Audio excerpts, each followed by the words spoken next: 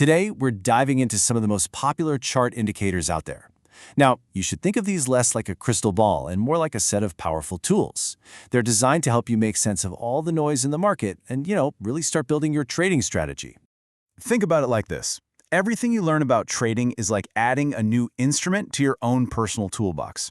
And the more tools you have at your disposal, the better equipped you're going to be to make smart decisions when it really counts. The goal here is to build a collection of tools that you understand inside and out.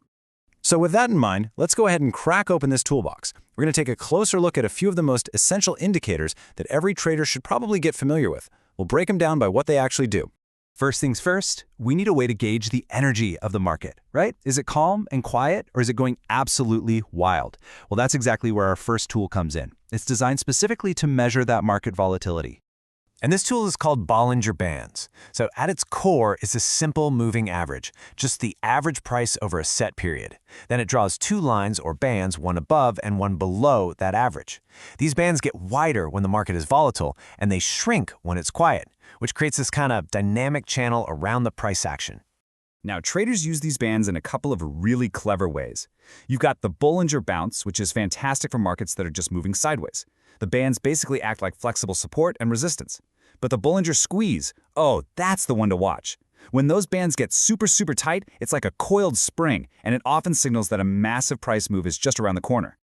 Okay, next up in our toolbox, we've got a set of tools designed to figure out the market's direction. Is the price heading up? Is it heading down? Or is it about to completely change course? Let's take a look. First is the MACD. It stands for Moving Average Convergence Divergence. I know, it sounds super complex, but the idea behind it is actually pretty simple. It just compares a fast-moving average with a slow-moving one. And the relationship between those two, which you'll usually see as a histogram, helps you spot new trends right as they're getting started. The key signal here is the crossover. That's it. When that faster line crosses above the slower one, it's a bullish signal. And when it crosses below, it's bearish. Because it's all about identifying momentum, the MACD is an indicator that really shines in trending markets. Now, if the MACD seemed like a bit much, you're going to love this next one, the Parabolic SAR.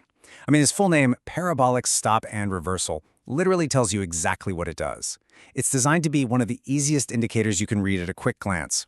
How it works is incredibly straightforward. You'll just see a series of dots either above or below the price candles on your chart. If the dots are below the candles, the trend is bullish. Simple. If they flip and appear above the candles, that can mean the trend is reversing to bearish. It's just a beautifully simple visual cue. All right, for our third set of tools, we're shifting gears to look at market sentiment. Has all the buying or selling gone a little too far? Well, these next indicators act kind of like a thermometer for the market, helping you spot when conditions might be overbought or oversold.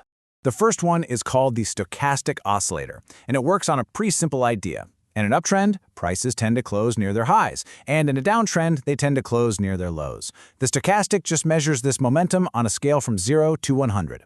It's most effective in markets that are just kind of chopping back and forth in a range. So these are the magic numbers to watch. A reading above 80 suggests the market is overbought. That can mean the buyers are getting exhausted and a reversal might be coming.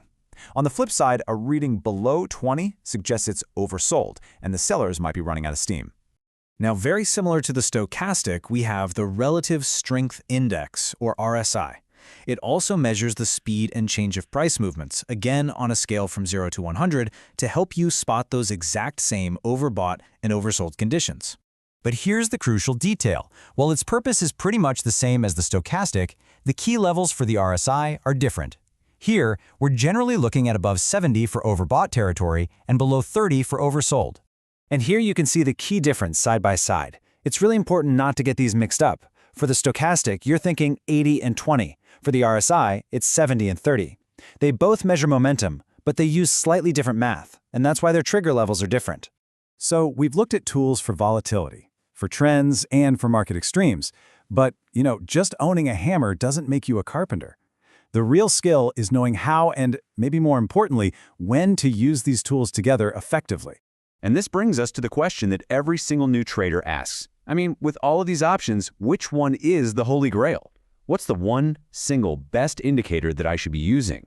And the answer is, well, there isn't one. The source material says it perfectly. Each chart indicator has its imperfections. A Bollinger Squeeze might give you a false signal. A MACD crossover might show up a little late.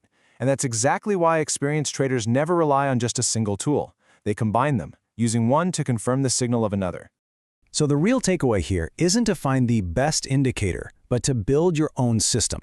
The idea is to learn a few of these tools really, really well, understand their strengths and their weaknesses, and then find a combination that actually fits your personal trading style. The journey starts with just one. So which tool will you master first?